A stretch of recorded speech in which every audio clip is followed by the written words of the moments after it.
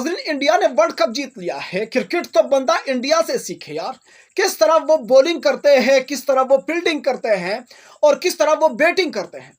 आप सबने देखा होगा कि इस पूरे वर्ल्ड कप में जब भी इंडियन टीम को विकेट की तलाश हो तो वो बुमराह को ले आते हैं। तो जसप्रीत बुमराह ने कभी भी इंडियन कैप्टन को मायूस नहीं किया है, ना इंडियन अवाम को मायूस किया है। वो जब भी बॉलिंग पे आते हैं तो पहले ही गेंद पर विकेट लेते हैं या दूसरे गेंद पर विकेट लेते हैं। आप इस वर्ल्ड कप में बुमराह की कारकर्दगी देख लें, उन्होंने जो है वो तकरीबन 17 विकेट्स भी ली है और तकरीबन 20 से ज़्यादा रन किसी भी मैच में उन्होंने नहीं दिए हैं। अगर 20 रन दिए भी है तो 4-5 विकेट भी लिए हैं साथ साथ। नाजरीन, उसके बाद जो है आप अर्शदीप सिंह को देख ले कि तकरीबन 2018 या 2017 के वर्ल्ड कप में, जहां तक मुझे याद है, वहां पर जो है अर्शदीप ने एक कैच मिस किया था। उसके बाद अर्शदीप पर लोगों ने जो है हर किस्म के मीम्स बनाए थे और उनको तनकीद का निशाना बनाया था।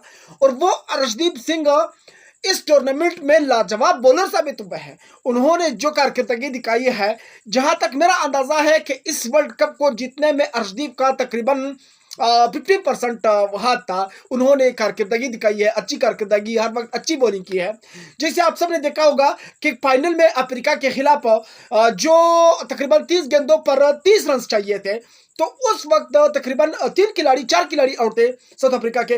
उस वक्त जब अर्शदीप सिंह बॉलिंग पे आए या जसप्रीत बुमराह बॉलिंग पे आए तो उन्होंने ऐसे ही कंट्रोल कर दिया इस मैच को। अपने हाथों में तकरीबन 2-2 रन दे रहे थे और विकेट ले रहे थे, विकेट निकाल रहे थे इंडियन टीम के लिए।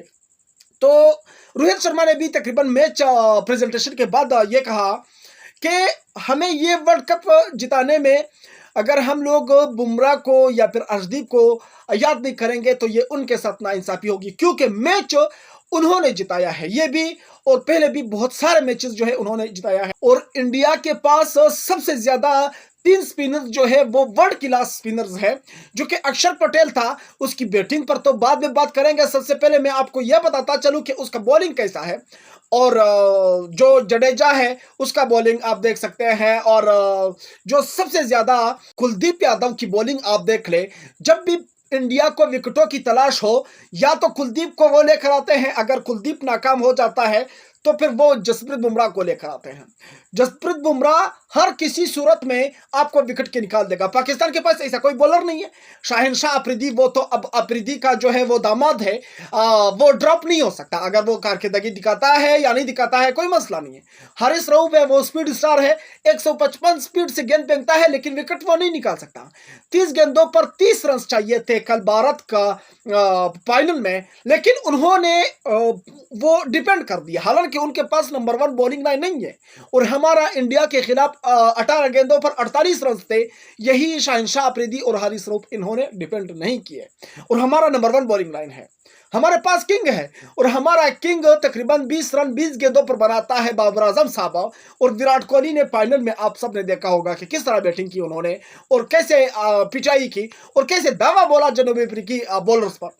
और उसके बाद नाजरीन, आप लोगों को यह भी बताता चलूं कि जो क्लासिन ने कुछ हिम्मत दिखाई इंडियन बॉलर्स के सामने, उसको भी जो है वो हार्दिक पांड्या ने शटअप कॉल दी कि आप खामोश हो जाओ, चले जाओ ग्राउंड से। तो उसको भी उन्होंने खामोश कर दिया।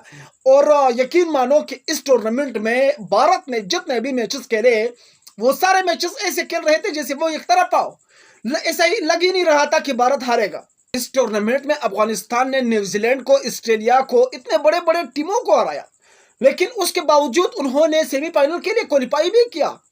और इंडिया के सामने वो रेत के देवार साबित हुए उनके बॉलर्स या उनके बैट्समैन। दोस्तों, इंडिया से हमें क्रिकेट सीखनी चाहिए। मैं तो इंडियन क्रिकेट टीम का फैन ही हो गया, बल्कि इंडियन क्रिकेट टीम का ही नहीं बल्कि इंडियन क्रिकेट का फैन हो गया। उनके बोर्ड्स का, उनके कोचेस का, उनके सारे सिस्टम का फैन हो गया हूं। आप लोगों का इस पर क्या कहना है वो आप लोग मुझे कमेंट में जरूर बताइए। मैं चलता हूं, इंशाल्लाह नेक्स्ट वीडियो में मिलूंगा अगर जिंदगी रही। अल्लाह हाफिज।